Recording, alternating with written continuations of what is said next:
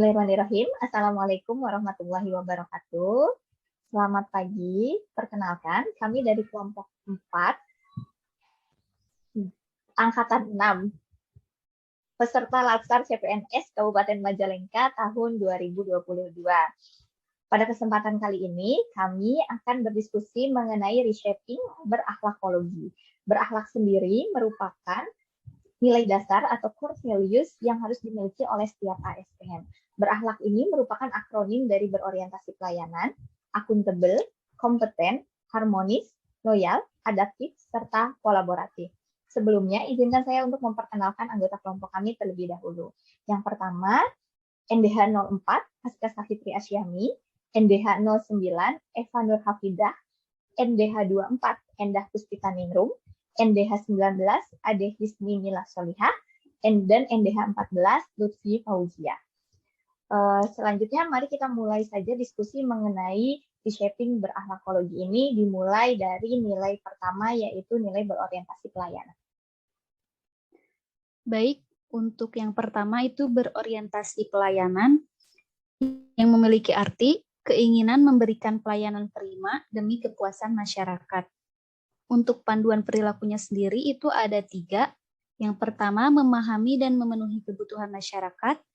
Nah, pada praktiknya, seluruh instansi tentu memiliki program inovasi tak terkecuali di Puskesmas. Sebagai contoh, Puskesmas Cikijing memiliki program pelayanan untuk masyarakat dan desa binaannya, yaitu bernama Jebol Pos Kamling, yang memiliki kepanjangan jemput bola Posbindu Kampung Keliling.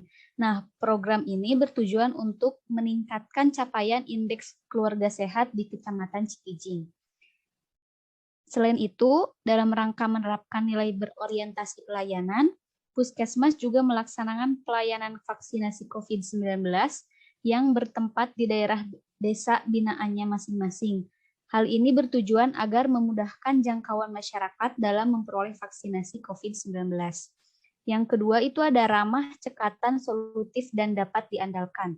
Dalam melayani pasien dan masyarakat, seluruh karyawan Puskesmas menerapkan budaya 5S, yaitu senyum, salam, sapa, sopan, dan santun. Yang selanjutnya ada poin melakukan perbaikan tiada henti, guna memperbaiki pelayanan kepada masyarakat. Di beberapa puskesmas menyediakan kotak kritik dan saran. Selain itu, puskesmas juga menerima kritik dan saran di media sosial seperti Instagram. Nah, hal ini dilakukan agar puskesmas dapat melakukan perbaikan dan meningkatkan kinerjanya dengan lebih baik lagi. Untuk nilai yang kedua, yaitu nilai akuntabel. Akuntabel ini merupakan nilai kejujuran dan kepercayaan. Pada nilai ini, hal yang dapat dilakukan oleh seorang ASN yaitu dengan bersikap jujur, bertanggung jawab, cermat, disiplin, dan berintegritas dalam menjalankan setiap tugasnya dengan profesi apapun. Lalu, terlebih untuk saya sebagai seorang dokter yang merupakan seorang ASN, salah satu contoh bersikap akuntabel yaitu dengan tidak memberikan surat keterangan dokter atau surat keterangan sakit kepada sembarang orang yang tidak mendapatkan pemeriksaan yang valid. Lalu selanjutnya hal yang dapat dilakukan itu yaitu dengan menggunakan fasilitas atau barang milik negara atau barang yang berada di lingkungan kerja dengan secara bertanggung jawab. Contohnya dengan mematikan alat listrik setelah digunakan, dengan mematikan komputer, atau dengan merawat alat-alat yang digunakan untuk melakukan pemeriksaan kesehatan. Untuk poin ketiga, yaitu kompeten. Kompeten sendiri adalah terus belajar dan mengembangkan kapabilitas.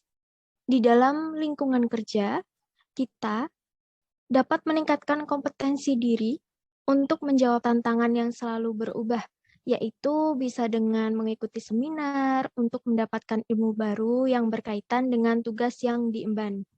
Yang kedua, mengikuti pengarahan tentang sistem baru di pelayanan seperti puskesmas, guna meningkatkan mutu pelayanan dan keterampilan. Kita sebagai ASN juga harus dapat memahami pentingnya membantu orang lain belajar dengan memberikan panduan kepada rekan kerja atau teman jika masih ada yang belum mengerti terkait dengan pekerjaan. Kemudian poin keempat yaitu harmonis. Dalam pengaplikasiannya, menghargai setiap pasien dengan tidak membeda-bedakan agama, ras, dan golongannya, dengan meningkatkan standar pelayanan dengan sama secara adil. Yang kedua, menghargai sejawat maupun profesi lain dan saling membantu jika mengalami kesulitan. Yang ketiga, menciptakan suasana bekerja yang nyaman dan melakukan adaptasi secara cepat dengan membangun lingkungan kerja yang kondusif seperti bekerja dengan tenang dan tidak berisik sehingga tidak mengganggu kenyamanan rekan kerja lain yang sedang bekerja. Dan yang terakhir, suka menolong orang lain. Nilai yang kelima yaitu loyal.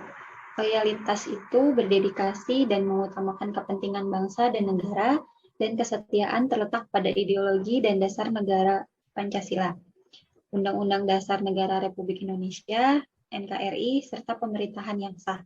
Sebagai contoh nyatanya, yaitu melakukan kegiatan ibadah pada waktunya, melayani pasien atau masyarakat dengan seadil-adilnya, dengan tidak membedakan warna kulit, agama, ras, dan golongan, serta melakukan musyawarah mufakat dalam melakukan diskusi dalam mengambil keputusan yang disepakati. Kemudian contoh lainnya, melaksanakan apel setiap hari Senin, menggunakan batik setiap hari Kamis dan Jumat, menggunakan batik korpri setiap tanggal 17, melaksanakan upacara hari kemerdekaan dan hari besar lainnya. Contoh lainnya juga menjaga rahasia instansi dan rahasia pasien. Yang selanjutnya ada poin adaptif, yaitu terus berinovasi dan antusias dalam menghadapi perubahan. Poin yang pertama itu cepat menyesuaikan diri menghadapi perubahan. Nah, di era pandemi COVID-19, tenaga kesehatan terkhusus seorang dokter dituntut untuk menyesuaikan alur pemeriksaan dan menegakkan diagnosis guna mencegah penyebaran penyakit lebih lanjut. Penyesuaian selanjutnya di era pandemi yaitu salah satu contohnya menggunakan APD lengkap. Yang selanjutnya mematuhi protokol kesehatan dengan 5M. Poin yang kedua itu terus berinovasi dan mengembangkan kreativitas dengan program-program yang dengan sesuai keadaan saat ini. Poin selanjutnya, memanfaatkan fasilitas teknologi digital untuk contohnya media promosi kesehatan seperti melalui Instagram, Facebook, TikTok, dan lain sebagainya. Yang ketiga, bertindak secara proaktif dan aktif. Poin terakhir yaitu kolaboratif. Dalam pelaksanaan tugas, kolaborasi di antara setiap aparatur mutlak harus dilaksanakan. Bersinergi dan memberi kesempatan kepada berbagai pihak untuk berkontribusi dalam pembangunan akan dapat mempercepat pencapaian suatu visi dan cita-cita. Keterbukaan juga dalam bekerja dan mencari solusi bersama akan dapat menghasilkan nilai tambah dan mempercepat mencapai tujuan bersama. Contoh nyatanya yaitu suksesnya program Puskesmas tentunya tidak luput dari sebuah kolaborasi dengan berbagai pihak, baik lintas program maupun lintas sektor. Puskesmas menjalin kerjasama dengan Dinas Kesehatan, salah satunya kecamatan, kepala desa, kader kesehatan, dan berbagai sektor lain yang sesuai dengan program yang dilaksanakan. Kolaborasi juga dilaksanakan antar bagian di Puskesmas, contohnya Poli KIA dan laboratorium. Terbuka dalam bekerja sama untuk menghasilkan nilai tambah dengan menerima masukan kritik dan saran dalam suatu rapat untuk dievaluasi. Dan yang terakhir contohnya yaitu melaksanakan lokakarya mini bulanan dan triwulan secara rutin dengan melibatkan lintas sektoran. Demikian diskusi kami mengenai reshaping berakhlakologi.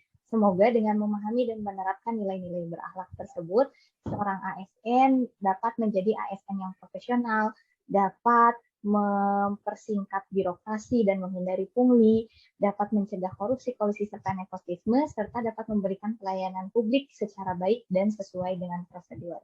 Terima kasih atas perhatiannya. Wassalamualaikum warahmatullahi wabarakatuh.